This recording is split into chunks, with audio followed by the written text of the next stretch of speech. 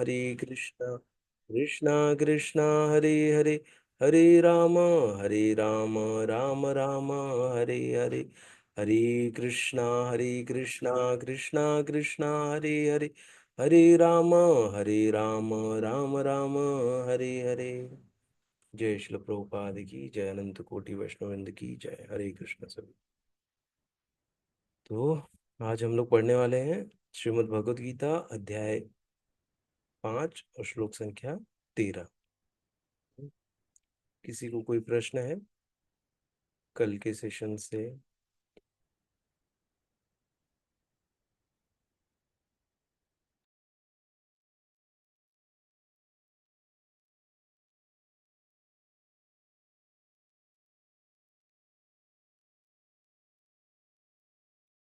ठीक है, तो हम लोग शुरू करते हैं आज का। एक बार रिकैप कर लेते हैं। 11वां और 12वां श्लोक हमने कल पढ़ा था कि योगी जन आसक्ति रहित होकर शरीर मन बुद्धि तथा इंद्रियों के द्वारा भी केवल शुद्धि के लिए कर्म करते हैं।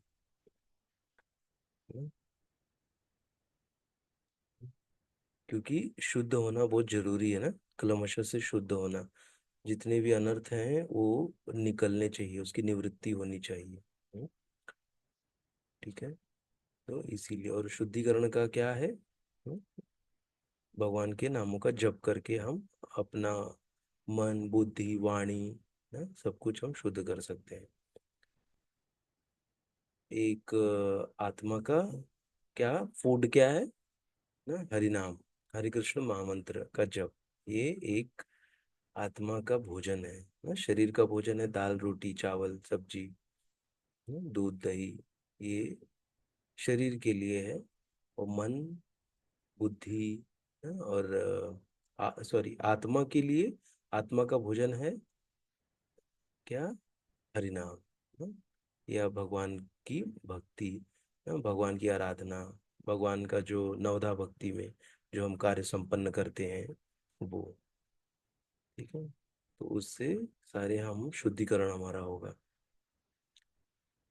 और जो 12वां श्लोक पढ़ा था, 12वें में पढ़े थे हमने, निश्चल भक्त शुद्ध शांति प्राप्त करता है ना, जिसके अंदर कोई छल नहीं हो। क्योंकि जब वो शुद्ध हो जाता है तो उसके अंदर कोई छल नहीं रहता।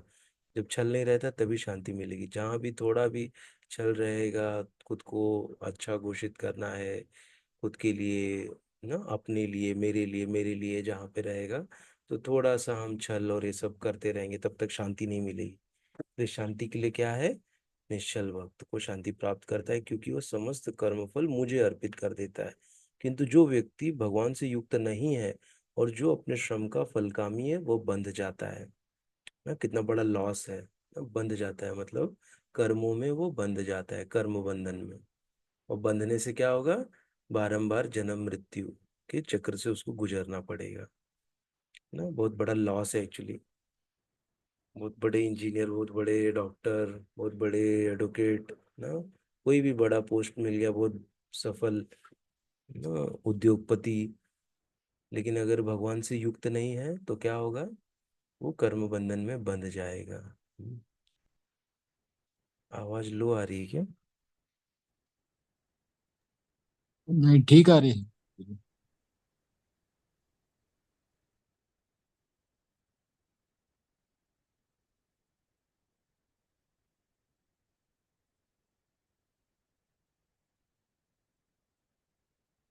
अभी कैसा आ रहा है माता जी? हाँ, अभी थोड़ा लाउड हो गया, पहले लाउड सही हो था। गया ना? ठीक है ठीक है। Thank you. ठीक है, तो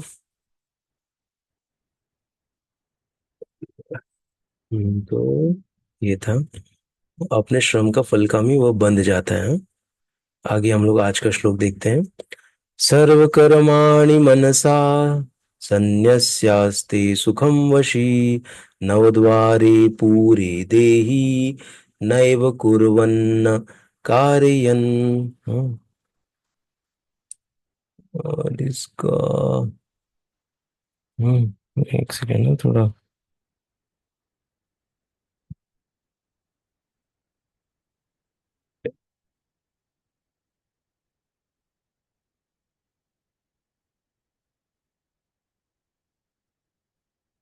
इसका थोड़ा ब्रेक कैसे करना है, थोड़ा इसमें भी देख लेता हूँ इंग्लिश में।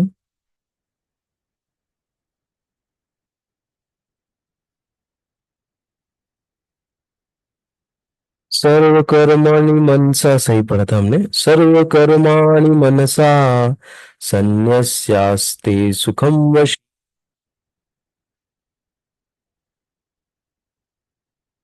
कार्यन् सर्वकर्माणि मनसा संन्यस्यास्ते सुखं वशी नवद्वारे पूरे देहि नैव कुर्वन्न कारयन्।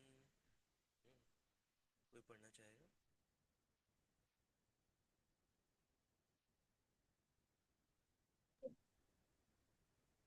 आवाज नहीं आ रही थी। मेरी आवाज नहीं आ रही है?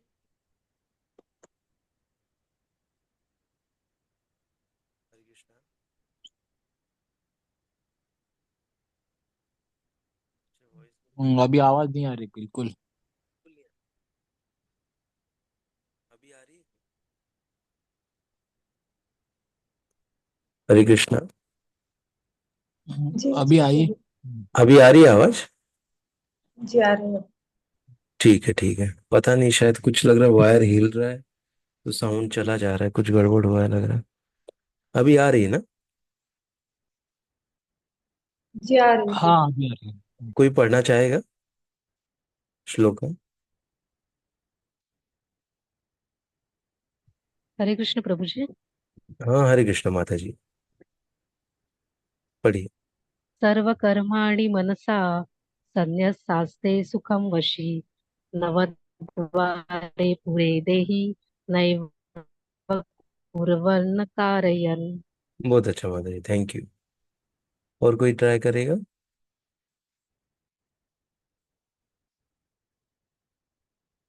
ठीक है, तो हम लोग आगे बढ़ते हैं। सर्व समस्त कर्माणि कर्मों को मनसा मन से संन्यस्य त्याग कर आस्ते रहता है सुखम सुख में वशी संयमी नव द्वारे नौ द्वारों वाले पूरे नगर में देही देहवान आत्मा न नहीं एव निश्चय ही कुर्वन करता हुआ न नहीं कार्यन कराता हुआ।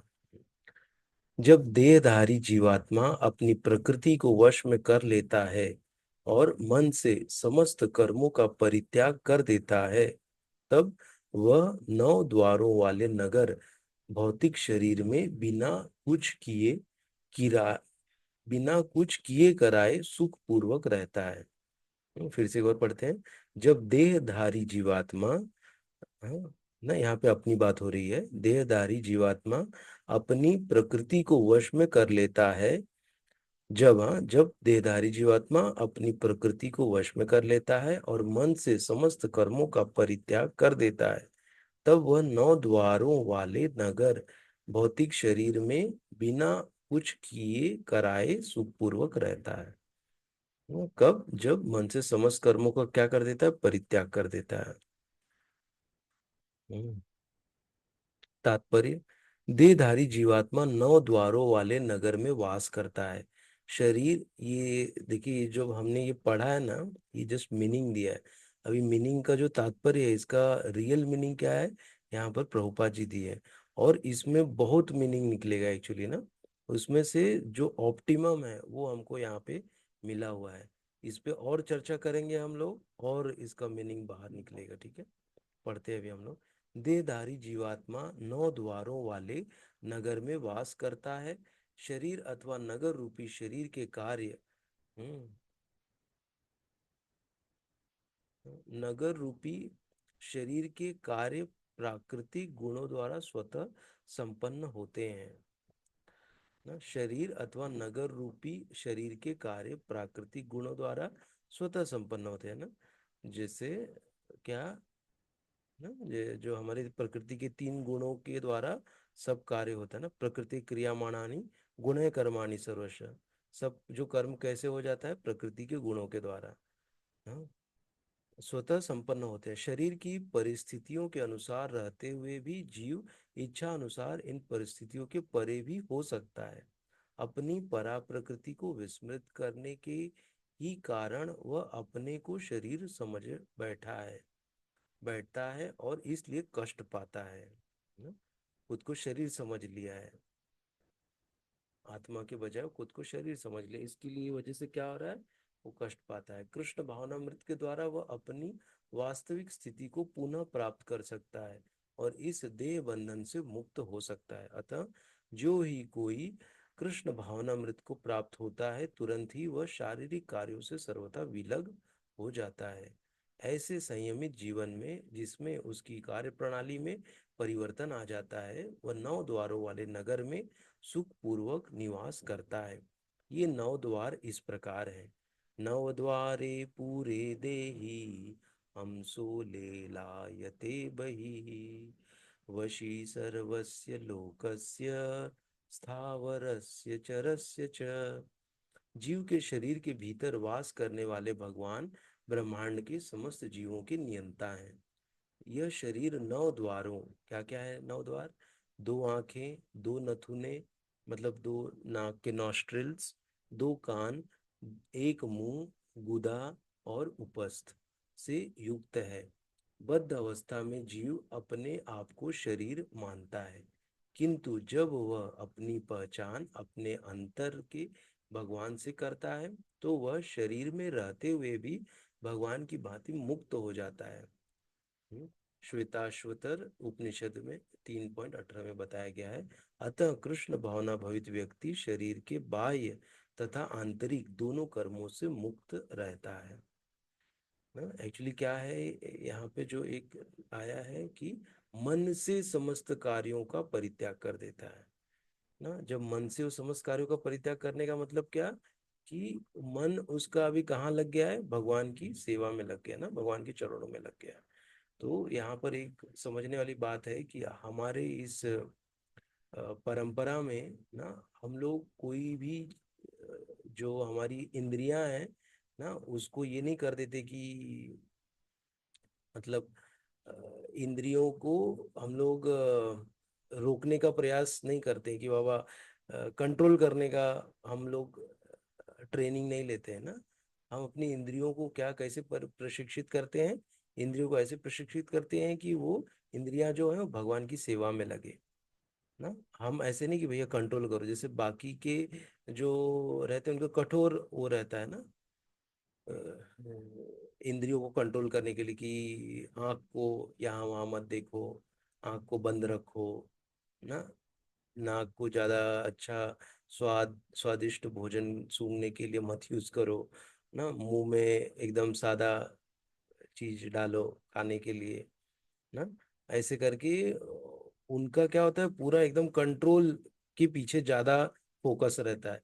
लेकिन हमारे संप्रदाय में ना, ब्रह्म मध्व गौड़ी संप्रदाय में ना, क्या हमको क्या शिक्षा मिली है कि हमारा जो इंद्रियां हैं वो कैसे लगनी चाहिए, भगवान की सेवा में लगनी चाहिए ना। तो हम अपनी इंद्रियों को भगवान की सेवा में लगाते हैं, ना कि हम अपनी इंद्रियों को कंट्रोल करने का प्रयास करते हैं। इनिशियली थोड़ा कंट्रोल हमको करना होता है, लेकिन ये नहीं कि हमारा पूरा फोकस कंट्रोल में चला जाए और भगवान से हम दूर हो जाए, नहीं। हमारे सेंटर में हमेशा भगवान होते हैं ना। पूरा हमारा आँख कान नाक जीभ त्वचा सब कुछ हम भगवान की सेवा में मन को भी लगाते हैं ना। ऐसे तो क्या होता है कि फिर हम मन में भी भगवान का चिंतन करते हैं। बाहरी रूप से हम सब कार्य कर रहे हैं ना, क्योंकि इस शरीर को जीवंत रखने के लिए पालने के लिए हमको कार्य तो करना ही होगा, करेक्ट। वो कार्य हम बाहरी रूप से कर रहे हैं, आंतरिक रूप से हम भगवान का चिंतन करते हुए बाहरी कार्य कर रहे हैं ना। तो हम कार्य करते हुए भी हम कार्य नहीं कर रहे हैं, कर्म करते हुए भी हम अकर्म कर रहे हैं, कर्म नहीं कर रहे हैं। ठीक है, इसीलिए हमको कोई कर्म का बंधन नहीं लगेगा। क्यों, क्योंकि मैं कृष्ण का स्मरण करके हर कार्य कर रहा हूँ। ऐसे है, इसको समझना है।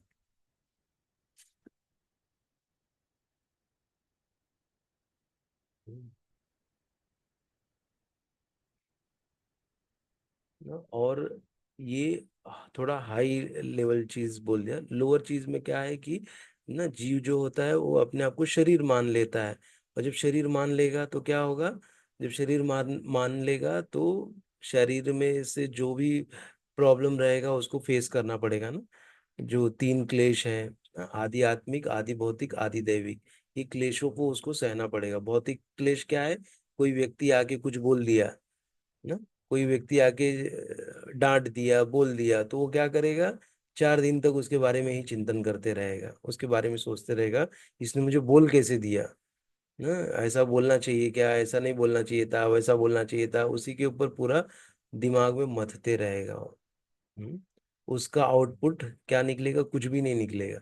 आउटपुट ये निकलेगा कि अंदर इसका गुस्सा बड़ा बड़ा बड़ा बड़ा होते जाएगा ना, और जब सामने वाला व्यक्ति कुछ छोटा भी कुछ गड़बड़ कर दिया तो बहुत बड़ा विस्फोट कर देगा ये ना? क्योंकि अंदर इतना पाल पोस के उसको बड़ा कर दिया है, सोच सोच के, सोच सोच के। ठीक है, तो ये होता है जो व्यक्ति शरीर, इस पे उसका कॉन्शियसनेस ना शारीरिक स्तर पे होता है जब, इसीलिए हमको आत्मा स्तर पे रहना है, मतलब कि भगवान के साथ कनेक्ट रहना है। तो ऐसा कोई बोलेगा भी ना तो हम लोग ज्यादा उसको इतना वो नहीं देते हैं। थोड़ा देर के लिए हमको तकलीफ होती है, आधा घंटा पौना घंटा, तुरंत हमको टाइम वेस्ट नहीं करना ना अपना ये सब चीजें सोच के, क्योंकि हमारे पास समय की बहुत कमी है। क्योंकि व्यक्ति जब भक्ति करता है तो उसके पास समय की कमी हो जाती है ना, क्योंकि अभी समय का मूल्य पता चल गया है कि समय कितना इम्पोर्टेंट है ऐसे। ठीक है, तो ये वाले श्लोक में बताए भगवान।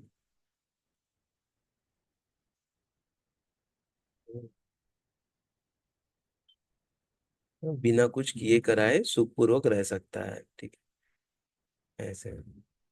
तो यहाँ पर ऐसे नहीं कि अभी यहाँ पे ऐसा कोई पकड़ लेगा इसमें कि बिना कुछ किए कराए भी मतलब हम सुखपूर्वक रह सकते हैं क्या? ना कोई बोलेगा अरे इसमें तो ऐसा बोला है, लेकिन समझे ना, बिना कुछ कराए किए कराए कैसे? कि भगवान का स्मरण करते हुए जब हम कार्य करते हैं ना, तो वो कार्य करके भी कुछ कार्य नहीं किए जैसे वो हो जाता है। क्यों? क्योंकि हमने कर्म नहीं किया, हमने क्या किया? अकर्म किया है। लौकिक रूप से लग रहा है कि बहुत कर्म किया, आंतरिक रूप से हमने क्या किया? कृष्ण का भजन कीर्तन किया है ना, आंतरिक रूप से मैं कृष्ण का स्मरण कर रहा था ना, कृष्ण भावना भवित कार्य कर रहा था मैं, अंदर से, बाहर से तो काम भी कर रहा था, अंदर से भगवान का स्मरण करते हुए वो कार्य कर रहा था। तो वो कार्य करते हुए मैंने क्या किया? भगवान की भक्ति की ना, ऐसे। तो जहाँ भी है, हम लोग ऑफिस में हैं, अपने किचन में हम कुछ सेवा कर रहे हैं ना, भगवान का स्मरण करते हुए हम कर सकते हैं। कभी कभी ऐसा होता है कि कुछ चीज में हम इतने इनग्रॉस हो जाते हैं कि हम लोग हम लोग को याद नहीं आती, लेकिन भगवान धीरे धीरे याद आते रहते हैं। अगर यदि हमने अच्छे से हमारा जप किया है तो भगवान का स्मरण कहीं ना कहीं होगा ही होगा। हो सकता है आप 8 घंटा का ड्यूटी कर रहे हैं, काम कर रहे हैं, 8 घंटे में आपको भगवान का स्मरण आते ही रहेगा ना। ऐसे यदि आपने अपने मन को प्रशिक्षित किया है तो बराबर से आपको याद आएगा भगवान का ना। पानी पीते हुए भगवान का नाम ले लो ना, भगवान का कुछ फोटो अपने डेस्क पे या जहाँ पे ड्यूटी नौकरी कर रहे हो रख लो, किचन में अच्छा हरे कृष्ण महामंत्र लगा लो, वहां पे कुछ भगवान का फोटो लगा लो ना। देखते देखते तो स्मरण आते रहेगा, जैसे ही भगवान का फोटो दिखेगा हमको भगवान का स्मरण हो जाएगा। तो हमको तुरंत ये स्मरण होगा, भैया मैं क्या कर रहा हूँ? भगवान को स्मरण करते हुए कार्य कर रहा हूँ। ठीक है, तो ये सिंपल प्रोसेस है। इसीलिए हमको फिर ये जरूरत नहीं पड़ेगा कि अरे मेरे को कंट्रोल करना है, कंट्रोल करना है, कंट्रोल करना है। हमारा फोकस वहां पे ज्यादा नहीं जाना चाहिए, हमारा फोकस किस पे जाना चाहिए? भगवान पे। हाँ? भगवान की सेवा, उसका सब चिंतन होते रहना चाहिए, ना कि मैं कैसे अपने आँख को कंट्रोल करूँ, इसको ना देखूं, उसको ना देखूं ना, कान से ये ना सुनूं, वो ना सुनूं ना, उस पे नहीं। भगवान की भगवान की प्रसन्नता के लिए अपनी इंद्रियों को लगाना, भगवान को देखने के लिए लगाना, कानों से भगवान का कोई भजन कीर्तन सुनना या हरि नाम सुनना। हम्म, क्योंकि हमको ऐसे बहुत समय मिलता है जहाँ पे हम भगवान का स्मरण कर सकते हैं। अभी कोई ऑफिस में ही मीटिंग चल रही है जहाँ पे 2 घंटा 1 घंटा बैठना है, लेकिन वो मीटिंग में मुझे कुछ बोलना नहीं है और मुझे कुछ समझना भी नहीं है उसका, मीटिंग का मुझे कुछ ज्यादा होने वाला भी नहीं है। तो वायर थोड़ा फिर से हिला, मेरा आवाज आ रहा है क्या?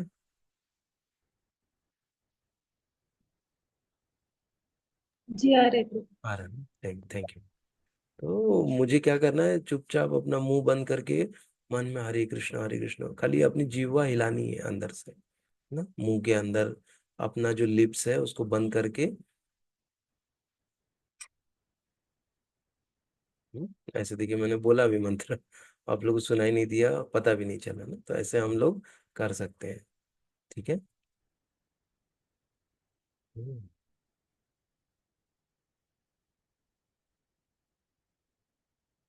एक श्लोक हम लोग और ले लेते हैं।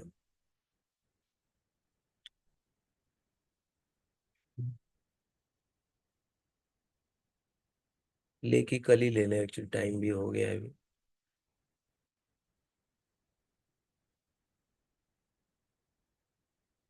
इसको हम लोग कल ही लेते हैं। ठीक है। तो इस प्रकार से एक्चुअली हमको कर्म करना चाहिए ना, भगवान का स्मरण करते हुए, तो वो हमारे लिए यही भक्ति है। क्योंकि हमको ऐसा, हम बोलेंगे मुझे समय मिले और तब जाके मैं भगवान का नाम जप करूं ना, तो ये ऐसा सिचुएशन नहीं मिलता है जल्दी। इसलिए हमको क्या करना है, जो जिस भी सिचुएशन में आए हम, उस सिचुएशन को एक्सेप्ट करो, और ना जो भी परिस्थिति है उसको स्वीकार करो, और उसी में आप भजन मन से चालू कर दो। नहीं तो ऐसा मत सोचो अरे उनको तो बहुत टाइम मिलता है, हमको तो टाइम ही नहीं मिलता है ना, उनको तो बहुत अच्छा है, उनको इनको सब सब लोग जो अभी जो रिटायर भी हो गए हैं ना, वो हमसे ज्यादा बिजी दिखेंगे ना। ऐसे तो किसी को भी कोई भी आयु हो ना, कोई भी उम्र समय हो, उसमें किसी को समय नहीं रहने वाला है। लेकिन क्या करना है, हम जो कार्य कर रहे हैं उसी को क्या करना है, कृष्ण भावना भवित कार्य बना देना है बस। कृष्ण का स्मरण करते हुए वही कार्य करो ना। अर्जुन ने क्या किया, धनुष लेके बाण चलाया, सबको मारा, कृष्ण का स्मरण करते हुए। कर कर वो कर्म करते हुए भी कर्म नहीं किया ना, सबको मारते हुए भी उसने नहीं मारा, उसने क्या किया, कृष्ण भक्ति की, कृष्ण को प्रसन्न किया, भगवान कृष्ण उससे प्रसन्न हो गए। सिंपल, हमको भी यही करना है, भगवान का स्मरण करते हुए हमको अपना कार्य करना है। हम्म, किसी को और कोई प्रश्न तो पूछ सकते हैं।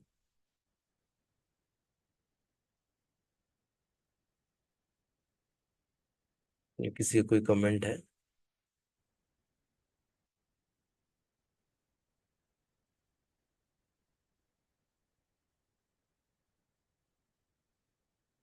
ठीक।